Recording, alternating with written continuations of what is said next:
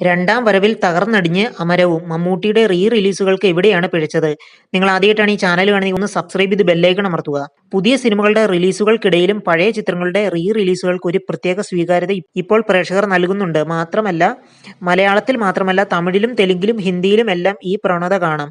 എന്നാൽ മലയാളത്തിൽ മമ്മൂട്ടിയുടെ റിലീസ് ചിത്രങ്ങൾ വേണ്ട രീതിയിൽ നല്ല പ്രകടനം തിയേറ്ററുകളിൽ കാഴ്ചവെക്കുന്നില്ല എന്നാണ് ആരാധകരും പ്രേക്ഷകരും അഭിപ്രായപ്പെടുന്നത്. ഇപ്പോൾ പുറത്തിറങ്ങിയ അമരം എന്ന എവർഗ്രീൻ ചിത്രത്തിനും സിനിമാ പ്രേമികളെ തിയേറ്ററിൽ എത്തിക്കാനായിട്ടില്ല. മലയാളികൾ ഏറെ ഇഷ്ടപ്പെടുന്ന മമ്മൂട്ടിയുടെ അച്ചൂട്ടിയെ കാണാൻ എന്തുകൊണ്ട് തിയേറ്ററിലേക്ക് ആളുകൾ എത്താത്തത്? എവിടെയാണ് ഇതിലെ പ്രശ്നം? ശരിയായ പ്രമോഷൻ കൊടുക്കാത്തതോ റിലീസ് ചെയ്യേണ്ട സിനിമകൾ ചെയ്യാത്തതോ? മിക്ക സിനിമ ഗ്രൂപ്പുകളിലും ഇതാണിപ്പോൾ ചർച്ചാ വിഷയം. മമ്മൂട്ടിയുടെ ആദ്യം റിലീസിന് എത്തിയ പാലേരിമാണിക്യം വൻ പരാജയമായിരുന്നു ഏറ്റുവാങ്ങിയത്. പിന്നീട് എത്തിയ ഒരു വടക്കൻ വീരഗാഥ എന്ന ക്ലാസിക്കിന് കുറച്ചെങ്കിലും ആളുകളെ തിയേറ്ററിൽ എത്തിക്കാൻ സാധിച്ചു. വല്യേട്ടൻ റിലീസ് ചെയ്തപ്പോൾ ചെറിയ ഓളം തിയേറ്ററുകളിൽ ഉണ്ടായെങ്കിലും അതും വൻ വിജയമായില്ല. ആവനാഴി ആരും അറിയാതെയാണ് കടന്നുപോയത്. ഇപ്പോഴിത് അമരത്തിന്റെ റിലീസും തണുപ്പൻ പ്രതികരണം ലഭിച്ചിരിക്കുന്നു. സിനിമ കാണാൻ ആഗ്രഹിച്ച് തിയേറ്ററിൽ എത്തുന്നവർക്ക് പോലും 10 പേർ തികച്ചില്ലാത്തതിനാൽ ഷോ കളിക്കാൻ തിയേറ്റർ ഉടമകൾ തയ്യാറാകാത്തത് നിരാശയാകുന്നു. ഒരുപാട് പേർ സോഷ്യൽ മീഡിയയിൽ ഈ അനുഭവം പങ്കുവച്ചിട്ടുണ്ട്. ഇപ്പോഴിത് അമരത്തിന്റെ റിലീസും തണുപ്പൻ പ്രതികരണം ലഭിച്ചിരിക്കുന്നു. സിനിമ കാണാൻ ആഗ്രഹിച്ച് തിയേറ്ററിൽ എത്തുന്നവർക്ക് പോലും 10 പേർ തികച്ചില്ലാത്തതിനാൽ ഷോ കളിക്കാൻ തിയേറ്റർ ഉടമകൾ തയ്യാറാകാത്തത് നിരാശയാകുന്നു. ഒരുപാട് പേർ സോഷ്യൽ മീഡിയയിൽ ഈ അനുഭവം പങ്കുവച്ചിട്ടുണ്ട്. പ്രേക്ഷകരെ വീണ്ടും തിയേറ്ററിൽ എത്തിക്കാൻ ആവശ്യപ്പെടുന്ന സിനിമകൾ അല്ല മമ്മൂട്ടിയുടേതായി പുറത്തിറങ്ങുന്നത് എന്നാണ് ഒരു വിഭാഗം ആളുകളുടെ അഭിപ്രായം. റിലീസിന് എത്തിയ സിനിമകളെല്ലാം മികച്ച ചിത്രങ്ങളാണെന്നതിൽ തർക്കമില്ലെന്നും എന്നാൽ റിലീസ് വാല്യൂ എന്നത് വ്യത്യസ്തമായ ഘടകമാണെന്നും ഇവർ പറയുന്നു. തിയേറ്ററുകളിൽ ആഘോഷമാക്കാൻ കഴിയുന്ന നൊസ്റ്റാൾജിക് ഫീലുള്ള ചിത്രങ്ങളാണ് റിലീസിൽ വിജയിക്കുന്നതെന്ന് പലരും ചൂണ്ടിക്കാണിക്കുന്നുണ്ട്. പക്കാ സെലിബ്രേഷൻ മൂഡ് സിനിമകളാണ് മോഹൻലാലിന്റേതായി റിലീസ് ചെയ്യുന്നത്. കൂടുതൽ പ്രേക്ഷകർ ആഗ്രഹിക്കുന്നത് അത്തരം സിനിമകളാണ്. സ്ഫടികം പുറത്തിറങ്ങിയപ്പോൾ ഒരു വലിയ ഓളം സൃഷ്ടിക്കാനായി.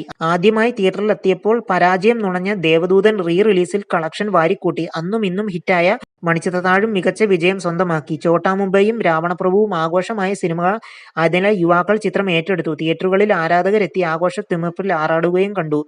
മമ്മൂട്ടിയുടെ രാജമാണിക്യം, കോട്ടയം കുഞ്ഞച്ചൻ, മായാവി, തുറുപ്പുകുലാൻ പോലുള്ള ചിത്രങ്ങൾക്ക് റിലീസ് ചെയ്യൂ എന്നാണ് ആരാധകർ ആവശ്യപ്പെടുന്നത്. ദേവദൂതനെ പോലെ രണ്ടാം വരവിൽ വിജയിക്കുമെന്ന് പ്രേക്ഷകർക്ക് ഉറപ്പ് പറയുന്ന ചിത്രമാണ് ബിഗ് ബി. കാരണം ആദ്യം തിയേറ്ററുകളിൽ എത്തിയപ്പോൾ വിജയം സ്വന്തമാക്കാതിരുന്ന ചിത്രത്തിന് പിന്നീട് വൻ ഫാൻ ഫോളോവിംഗ് ആണ് പിന്നീട് ഉണ്ടായത്. ബിലാൽ ജോൺ കുരിശിങ്കലിനെ വലിയ സ്ക്രീനിൽ കാണാൻ കാത്തിരിക്കുന്നവർ നിരവധിയാണ്.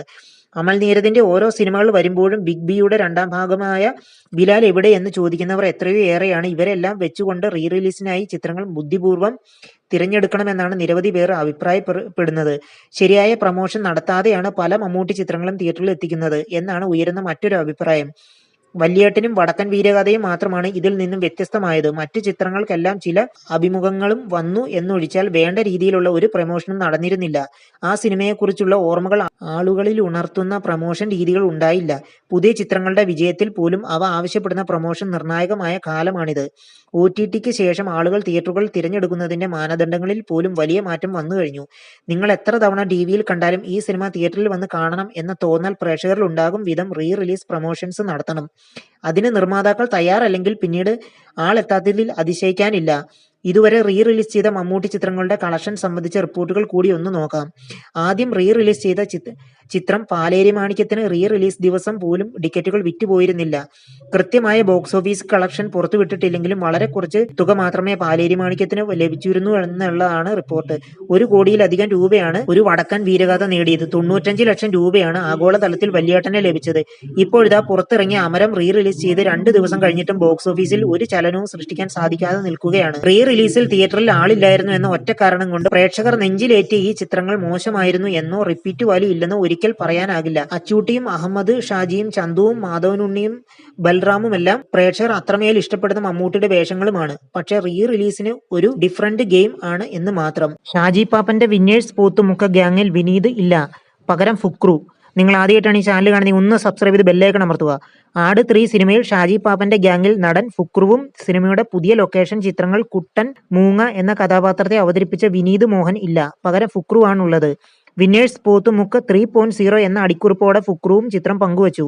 ഇതോടെ സിനിമയിൽ ഫുക്രുവിന്റെ സാന്നിധ്യം ഉറപ്പിക്കുകയാണ് ആരാധകർ. ഫുക്രു പങ്കുവച്ച ചിത്രത്തിൽ ഷാജി പാപ്പൻ ലുക്കിൽ ജയസൂര്യയും അറക്കിൽ അബുവിന്റെ ലുക്കിൽ സൈജു കുറുപ്പും പ്രധാന ആകർഷണമാകുന്നുണ്ട്.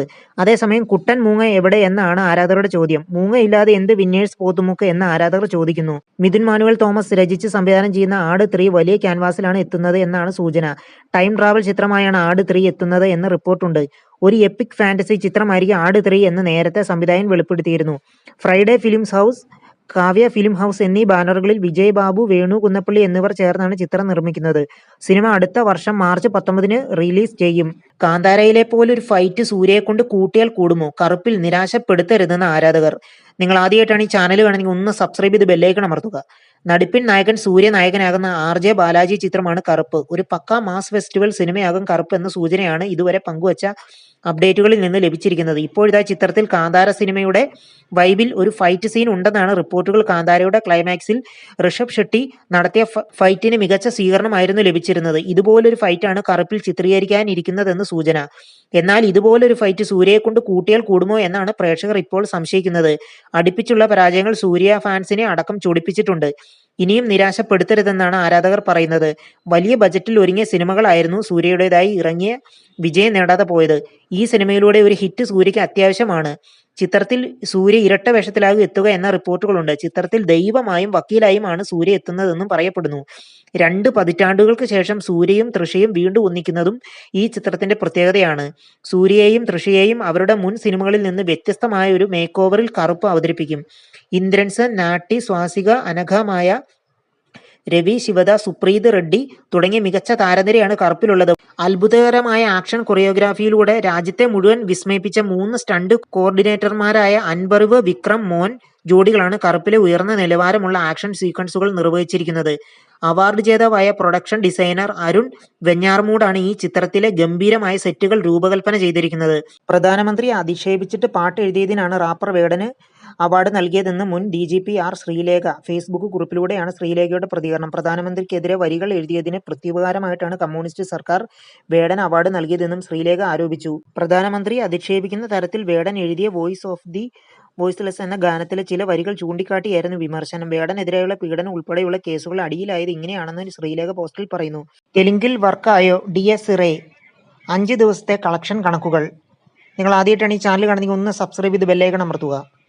ഹൊറർ ഗണത്തിൽപ്പെടുന്ന ചിത്രങ്ങൾക്ക് പുതിയൊരു ഭാഗവതം പകർന്ന സംവിധായകനാണ് രാഹുൽ സദാശിവൻ. പ്രേക്ഷക ശ്രദ്ധ നേടിയ ഭൂതകാലം, ഭ്രമയുഗം എന്നീ ചിത്രങ്ങൾക്ക് ശേഷം അദ്ദേഹത്തിന്റെ സംവിധാനത്തിൽ എത്തിയ ചിത്രമായിരുന്നു പ്രണവ് മോഹൻലാൽ നായകനായ DS ഇറേ. ഹാലോവിൻ റിലീസായി ഒക്ടോബർ 31 ചിത്രത്തിന്റെ റിലീസ്. മലയാള സിനിമയെ സംബന്ധിച്ച് റിലീസ് തലേന്ന് പെയ്ഡ് പ്രീമിയർ നടത്തുന്ന ഏറ്റവും പുതുമയും നിർമ്മാതാക്കൾ പരീക്ഷിച്ചിരുന്നു. പ്രീമിയർ ഷോകളിൽ മികച്ച അഭിപ്രായം നേടിയ ചിത്രം റിലീസ് ദിനത്തിനും അത് തുടർന്നു.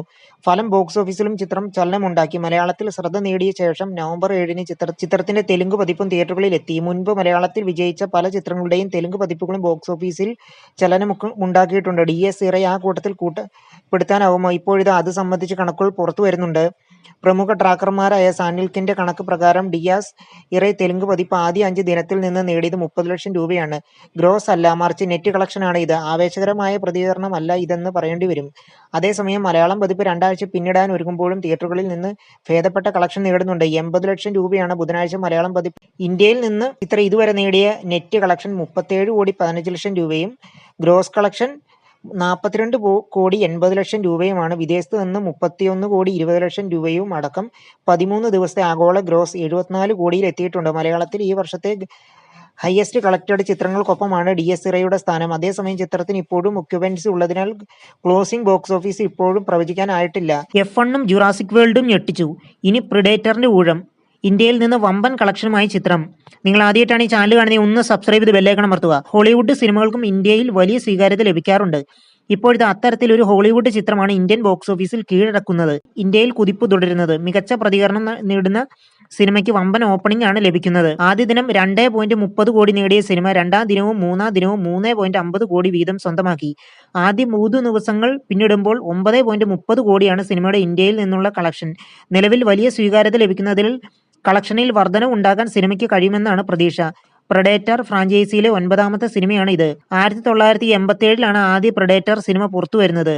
അർണോൾഡ് ഷ്വാസ്നഗർ നായകനായി എത്തിയ സിനിമ വലിയ വിജയമാണ് നേടിയത്. ചിത്രത്തിന് ഒരു വലിയ കൾട്ട് ഫോളോയിങ് ഉണ്ട്. നിങ്ങൾ ആദ്യമായിട്ടാണ് ഈ ചാനൽ കാണുന്നത് ഒന്ന് സബ്സ്ക്രൈബ് ചെയ്ത് ബെല്ലൈക്കൺ അമർത്തുക.